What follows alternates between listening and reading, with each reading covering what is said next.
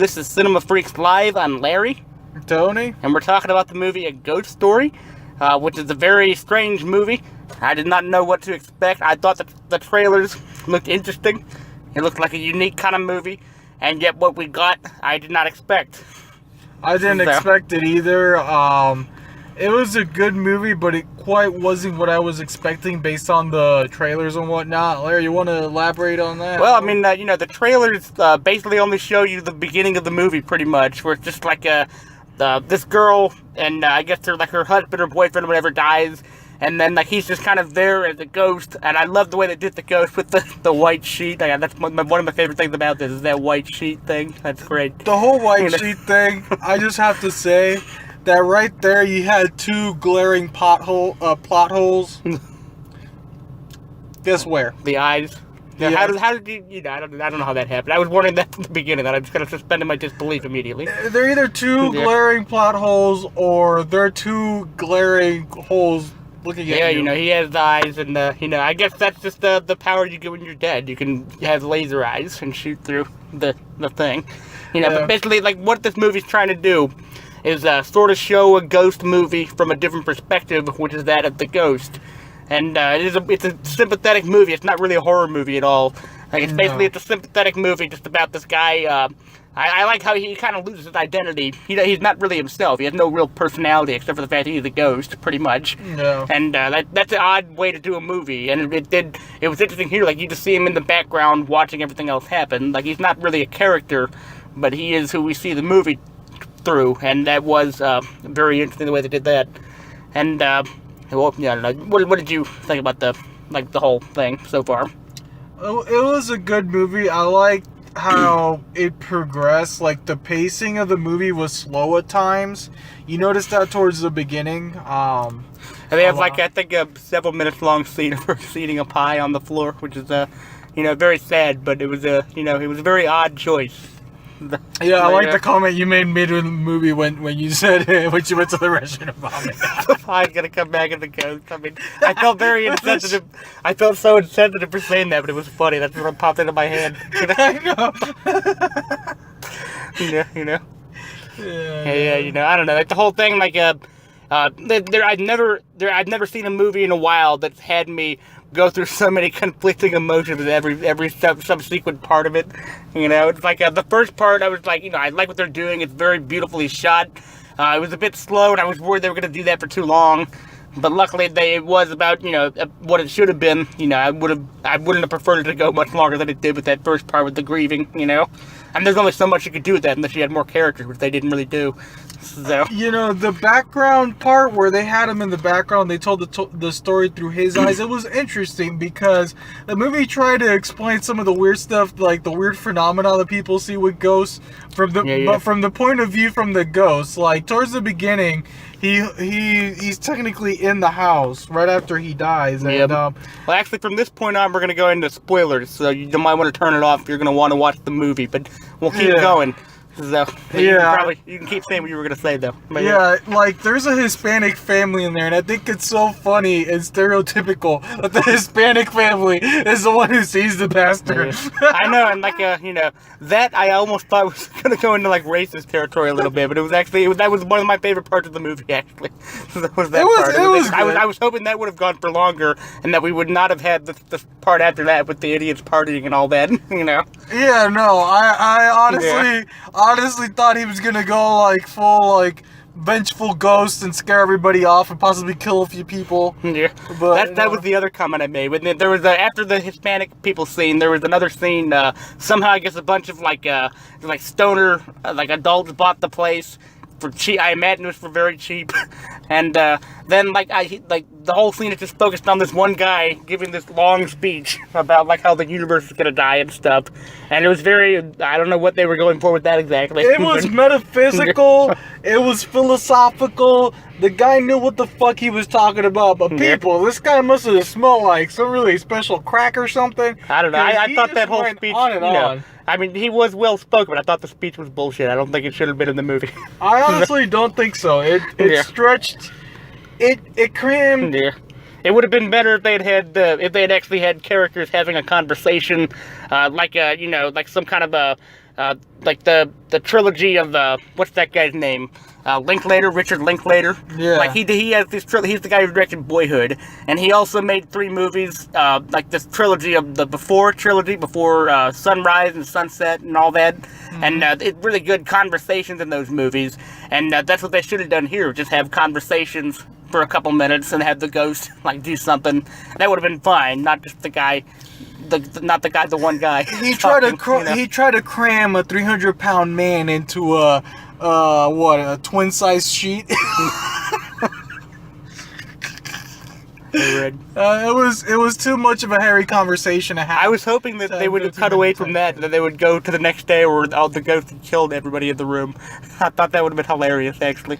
Yeah, but it seems like he did some damage, because after that part that they cued away from the ghost and the light started trembling. I think it was kind of an arty way. You're right. It was an arty way of saying that he did something. We don't know what he did exactly. We don't know what he did, but he tore the house apart with those fucking stoners, and I'm glad he did. I think it was probably just the same thing with the Hispanic family. Like, he probably just, fucked with them a little bit, and then they all left.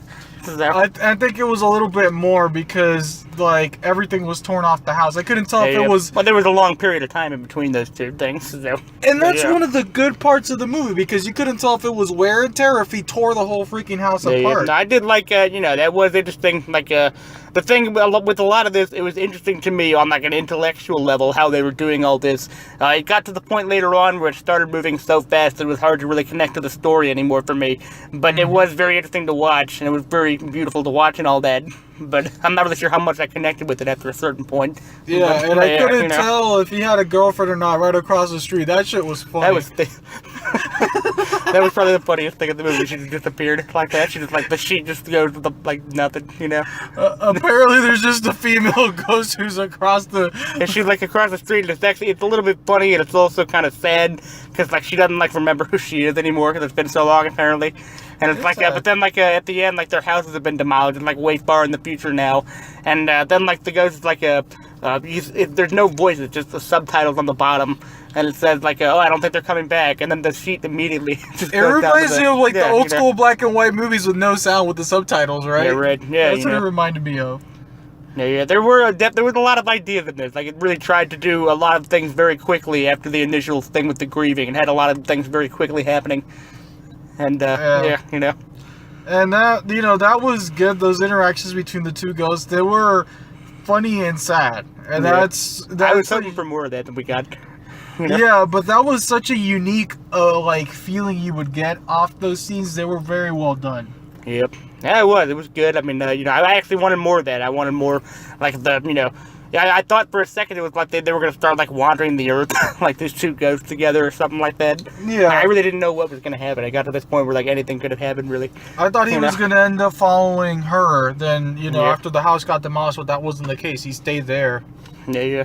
Part of me kept thinking that, like, wouldn't it be hilarious if, like, the ghost, like, it wasn't actually a ghost. I think at some point in the movie, it turned out that it is just a real guy. And then it's just like he just attacks somebody or something. That'd just be so fucked up. I'm like, oh yeah, like, people just couldn't see him before that. He was just in the shadows. But, yeah. No, it didn't happen like that. And then the whole thing where he falls off, like, they start making this building in the future, right? Yeah. And it's funny because for a minute there, you think, like, like the beginning of the end has happened and he's, like, in hell or something. Yeah, there was one, like, when you first see it, it's like a gray wall and, like, stuff chains or whatever, or pipes, And then, like, you see, they're just building a building. I don't know if that's supposed to, be metaphorical for the development, like, rapid development of civilization and how a lot of these rural areas are becoming suburban and all that shit. But it probably was. I didn't know what time period that was supposed to be. I assume it's far in the future from where we are now, because, I can see, like, it was very, modern. And, like, it was already modern in the first part because they were using modern sound development equipment. The guy was making music and all that. And so it must have been, like, much farther in the future than even 2017. It's even beyond this. So that's probably what it was. They had the fucking Eye of Sauron out in one of the buildings. That shit was like funny. I don't know. Yeah, this was the point where the movie, I still liked it, but it started to just go too fast. Like, maybe they should have dwelled on things more. a bit, like actually giving us something to latch on to beyond just like very short scene, like that then he jumps off the building and goes back in time. Like how did he know how did he know to do that? How did he even know that was going to happen? I don't think he knew he could do that. I just think he just fell off the building because he couldn't take it anymore. I think he was trying to die or something, and then it turned out like it just goes back to the beginning of time, I guess, or something like that. Yeah, like I don't know. I felt like they could have done a lot more with the future scene, but yeah. Yeah, I don't know. Like they spent a lot of time early on with the grieving thing, which actually felt very nice the way they did that. Like I'm glad that didn't drag on too long. But then, like I guess, they couldn't have made this a 3-hour movie, so they had to start like wrapping it up. And like it's kind of, I imagine a lot of stuff probably got cut, most likely. Yeah. Yeah, maybe there'll be some deleted scenes or something. I don't know. Possible. Then they go back, and then they show this family building the plot of the house, and then that really threw. I didn't know what was going on there for a few minutes. It really took me a few minutes to get what was going on there. I thought it was either the future again, like what that guy said, like mankind being destroyed. Or then I finally realized after a minute or two, it was like, oh, it's the past. Fine, I get that. I honestly thought about that for a minute, which made it good for the movie because you couldn't tell what was going to happen next. Yeah, once I started seeing they were wearing old school like pilgrim costumes and all that, I got that. It can't be the future. No, it's definitely the past. So, yeah, they went to the past, and then he caught up with himself. Yeah. That I guess. It's almost cliche in a way, but like the way they did it is actually it's good enough to where it feels like it's a fresh sort of thing. It did, and you weren't expecting that he was actually causing the noise that caused him to get up in the beginning of the movie. That was actually nice. I didn't expect that, but like at the same time, like I knew, I felt like I should have known when I saw that. I'm like, oh well, it makes sense. It makes sense, but you didn't expect it. It wasn't so obvious. Yeah, there was like a noise in the beginning, and like, oh, there shouldn't be any ghosts yet. But then you realize, like, because time is going to keep looping around like this. Well, I guess it's not really, because he disappears at the end. So I guess like there's not going to be infinite ghosts in the house. That'd be weird. No, but it ties off, and he goes off in peace. Yep. It was interesting. Yeah. I mean, I don't know. It definitely was, I've never quite seen anything like this. It was very weird, and, I'm not exactly sure how I felt about it, but it was very well shot, and it had a lot of, I like the fact that it had, like, that perspective to a movie. It was different for a horror movie. It was not really a straight horror movie. It's very different for that. My nitpick is the same as I had mentioned with the Bad Bunch, or that I keep mentioning with the Bad Bunch. We didn't do a podcast for that. I know. It was too late at that time. It was like past midnight. I know, but still, I have to mention it. Like, I don't know what the new, like, I don't know if this is a new or old school tactic or trick when it comes to cinematography, but focusing on a scene for 10 or 15 minutes without any dynamic action is the most boring tactic you can use in storytelling. Well, the thing is, like, what this is, that's a reaction to, like, flashy, like, mainstream movies that don't focus on much of anything. Like, Pirates of the Caribbean or something like that. No, but like, that's basically what that is, I mean, you have the extreme that you see in this movie and the Bad Bunch, and then you have Transformers kinetic, boring ass like I know, action yeah, like they're both that makes you fall asleep. Those are the extremes. All I'm saying is like what this stuff is. Like it's sort of like a postmodern. I don't know. Like there are probably film nerds who could give me a better term, but like it basically is. Like it's a postmodernish sort of thing. It's a reaction to the kind of over stylized action that Hollywood movies have, and I think it could be done well. I mean, in this one, I thought that parts of it were starting to drag. That's why I said I was glad they ended the grieving thing pretty much at the perfect time. I wouldn't have wanted it to go on much longer than that. Right. So, yeah, I mean, and the Bad Bunch, like I said, personally, I really liked the way they did it in that, just because it was so, it's so much with the colors and the music and all that made it very entertaining. But, I could see why people wouldn't like it. I just think, there are different extremes to it, like you said. It just matters, what your taste is, I guess. It's not, your mileage may vary, I suppose. Your mileage may vary, and it takes... It's good for you to have some sort of flow. You need to make the scene work. It doesn't even have to be dynamic so much that there's a little tiny bit of progression. Not that you're looking at an object, everything is static, and there's just no flow to it. It's just you want to see the really bad examples of this. Watch Melancholia by Lars von Trier. Have you heard of this? That's fucking ridiculous the way they do it in that. It's like it's almost 2.5 hours long. Michelle can tell you about this. If it's let me just describe multiplied by 20, I don't want to see it. No, let me just describe this to you. Yeah. Like basically what it is, like Melancholia, is like it's a long movie about the end of the world essentially. Except for a lot of it, it's about a woman who's very unhappy at a wedding on this rich golf course thing or whatever, and then like the world ends at the end, but it's a long drawn out thing and not a lot happens. And that's much worse than what I saw in The Bad Bunch or A Ghost Story. And also to add to that, the Nicholas Winding Refn's Only God Forgives. That was another one. No, I don't really know what that was about. It was nothing happening in that movie at all. This movie they made that reference? Melancholia was the first one I told you about. Mm-hmm. Another one is called Only God Forgives by Nicholas Winding Refn, the director. He directed Drive. You probably saw that, right? Yeah, I did. And Drive was actually good. Only God Forgives also had Ryan Gosling, except I still can't tell you what the plot was. There was nothing happening. It was like it's supposed to be a mafia kind of story, I guess. But it's just so it was like basically what you're saying here. It's very sparse. There's not a lot happening, and like that's really the worst of that for me. That's much worse than what we're talking about here. You know? Yeah, no. When you have those extremes like that, like you have Transformers extremes in terms of kinetic boringness, and then you have what we're talking about. That's just plain boring when you just focus on a scene and you stretch it far beyond its normal limits. I don't know. I can see, I wouldn't say that either The Bad Bunch or Ghost Story is perfect in that sense. However, I do think there's a kind of mood where I would much rather enjoy that than even like Marvel movies or whatever. Like there's the kind of mood where I'd rather. Let me just finish for a second. I'm saying is there is a time where I'd rather enjoy something strange like this rather than a more mainstream movie. But I can't enjoy both. But there are value. I think I like this better than you. That's all I'm saying. But, yeah. No, on the contrary, I'm not saying it makes it a bad movie. It's just a nitpick.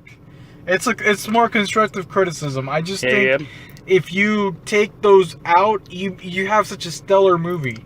If you take out these scenes that I don't know. Nothing's ever going to be perfect. No, don't get me wrong. Yeah. I actually want to hit on that because I'd rather have unique movies like this than cookie cutter like safe movies like the Marvel movies. Free Fire. Yeah, I know.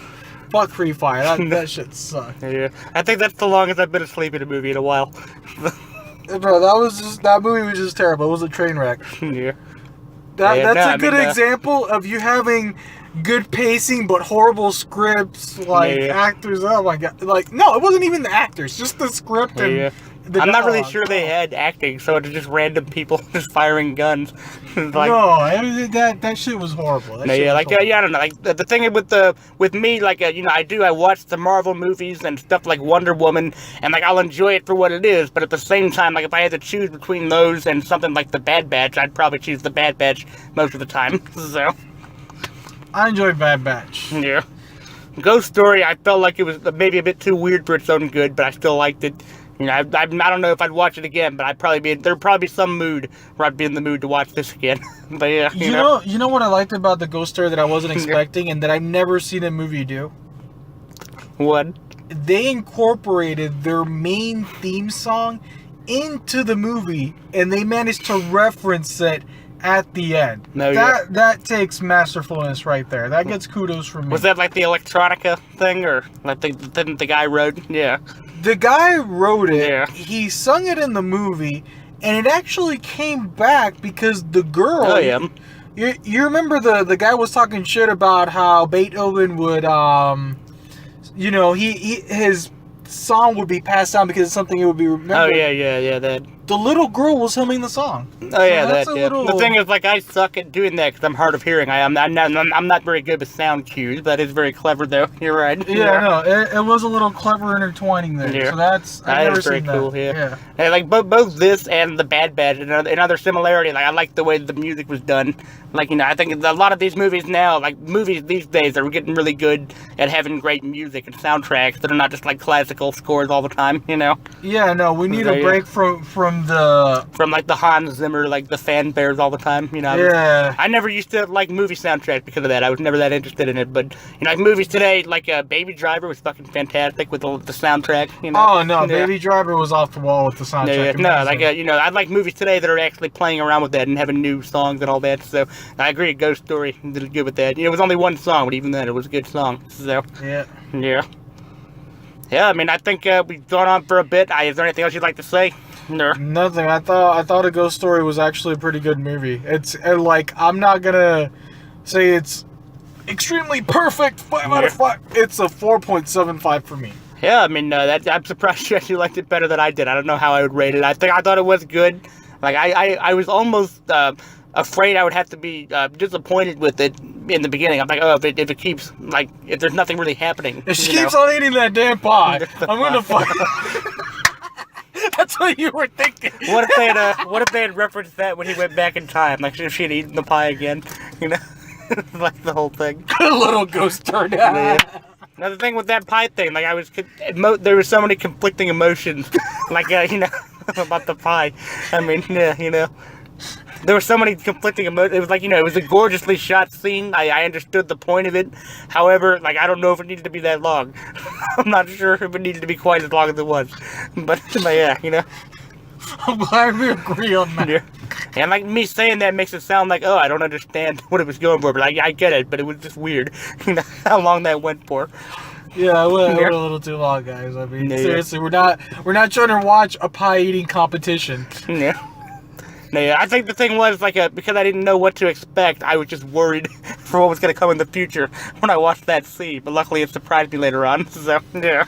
Yeah. Oh, I was worried they were going to keep doing that over and over again for the whole movie, stuff like that. And luckily they didn't. So. And props to the advertising for Sony with the headphones. No, yeah. Yep, I don't know. I feel that's another example, actually. Yeah. How so? Because they spent a good 5 minutes as they played the song with her with the headphones on, just... Oh, yeah, that... Yeah, I mean, that was just basically that whole sequence was her grieving, and it's not really supposed to be enjoyable. It's just supposed to have that effect of, like, how long are we going to watch this? Because, like, really, how long is she going to grieve for? And, like, that's why, like, you don't know, like, grief takes a long time. It's not really something you can get over. So, and like, that's why I do understand what they were going for. So I can't really say, like, oh, it sucks, but it was, parts of it were a bit long, but I'm glad that didn't go on for too long. So. I'm with you there. Yeah.